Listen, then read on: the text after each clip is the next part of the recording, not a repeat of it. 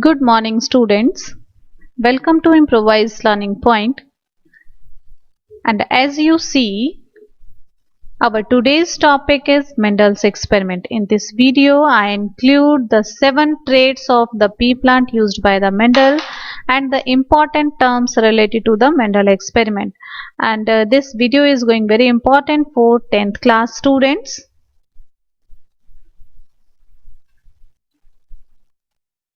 Now you can see Pisum sativum. Pisum sativum is the botanical name of the garden pea, and garden pea is also known as the edible pea. So garden pea is the plant. Garden pea is the plant which is used by the Mendel for his experiment. Now you can see here Gregor John Mendel.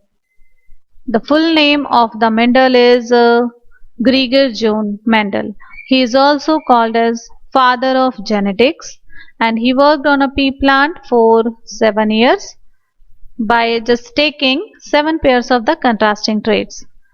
Now next is why he is selecting the pea plant. The answer is because it has a distinct alternative traits. Its lifespan is very short. It shows self-pollination and it is easily artificially pollinate. So Mendel select this pea plant.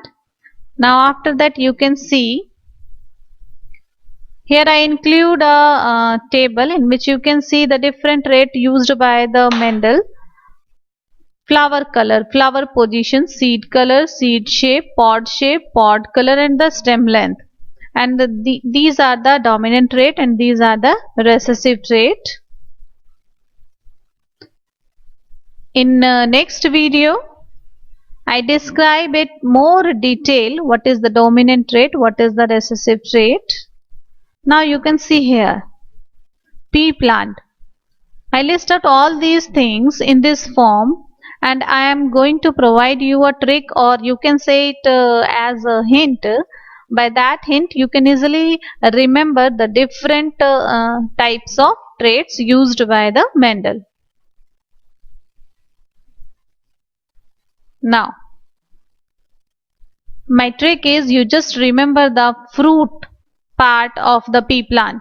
If you remember the fruit part of the pea plant, then you will see here, this is the fruit of the pea plant and this outer covering is known as the pod, and inside the pod you will find the seed.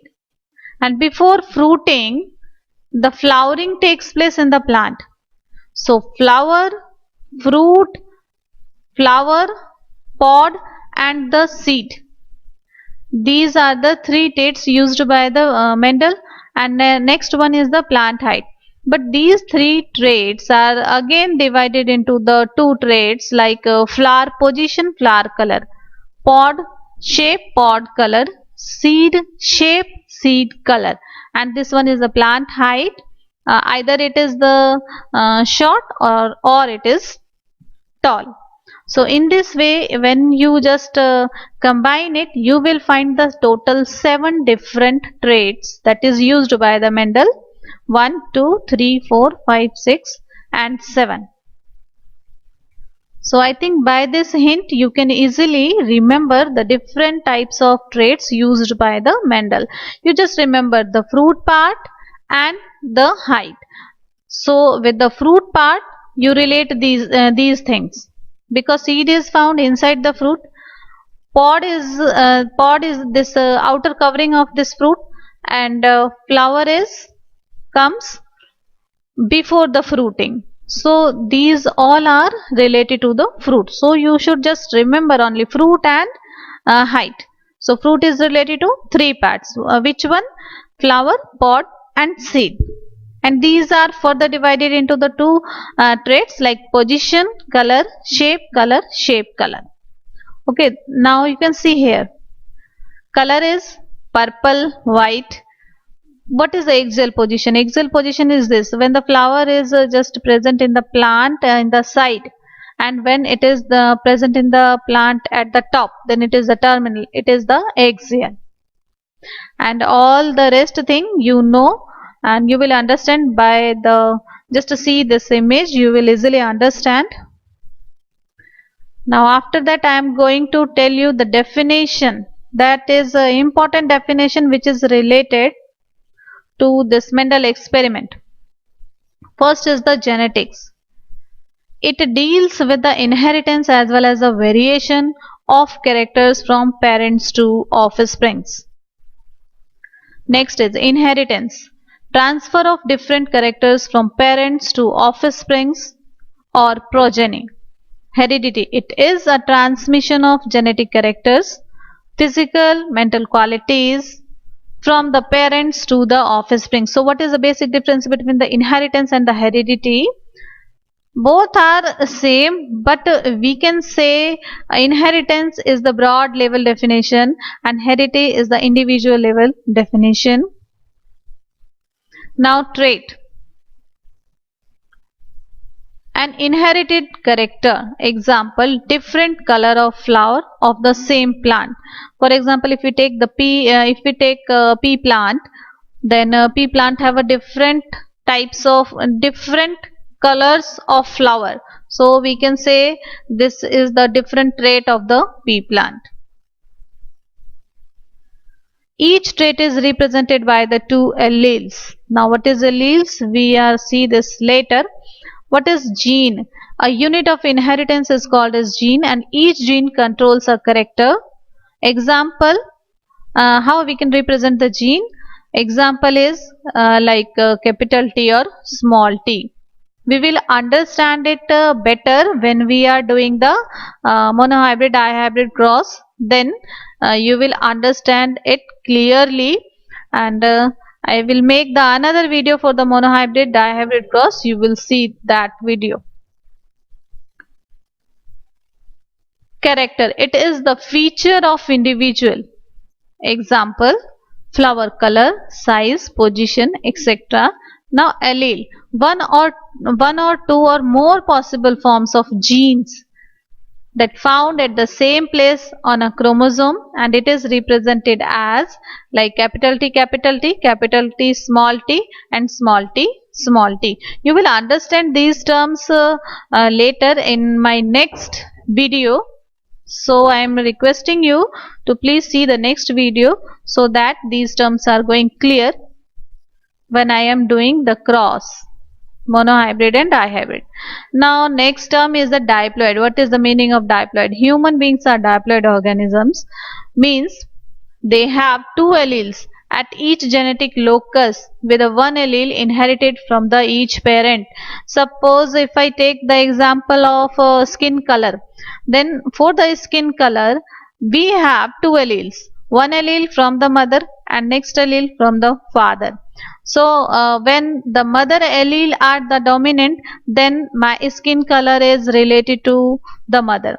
If the father allele is dominant, then my skin color is similar to the father. I think you will understand this.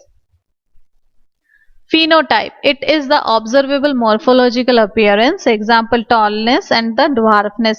It is observable morphological appearance means when we see the plant and we describe that plant, that is known as the phenotype.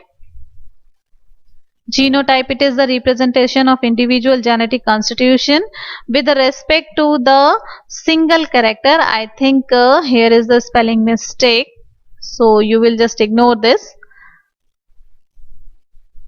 And it is the example is also you can see here capital T, small t, capital T, small t, small t. You will understand it better in the monohybrid dihybrid cross. Okay. Dominant.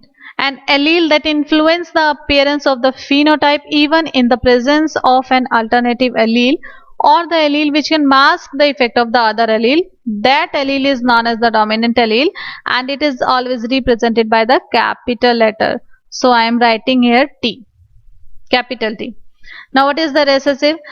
An allele that influence the appearance of the phenotype only in the presence of the another identical allele. Example is the small t, and I am writing small t in the small letter. When another recessive allele, which is the small t, when the small t comes together, then it shows its effect.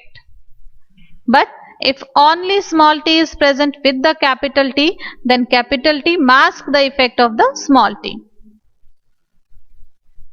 Homozygous condition. So when the two alleles of a gene are similar, then it is known as the homozygous condition. You will see the example capital T, small t, small t. Heterozygous condition when the two alleles in pair are different. So example is capital T, small t. So this condition is known as the heterozygous. Now you will see here, this is the diagram of the cell. This is the diagram of the cell, and you will just understand what is the DNA. It is the sequence of the nitrogenous bases. When nitrogenous bases are arranged in a pattern, or we can say in a definite sequence, then DNA will form, and you will just read about this nitrogenous bases in your higher classes. Now if I take a small segment of the DNA, then small segment of the DNA is known as the gene. And after that, you can see here gene are just overlap over this round like a structure known as the histone. And after that, packaging takes place, and it will convert into a thread like a structure. That thread like a structure is known as the chromatid, and with the chromatid, chromosomes are formed, and these chromosomes are found in the nucleus. So I think the picture is clear to you. What is the DNA, what is the gene, what is the chromatid, what is the chromosome, and why we are called genes are located on the chromosome. I think picture is clear in your mind. So I hope you understand the basic concept. If you have any doubt, you can ask me in the comment.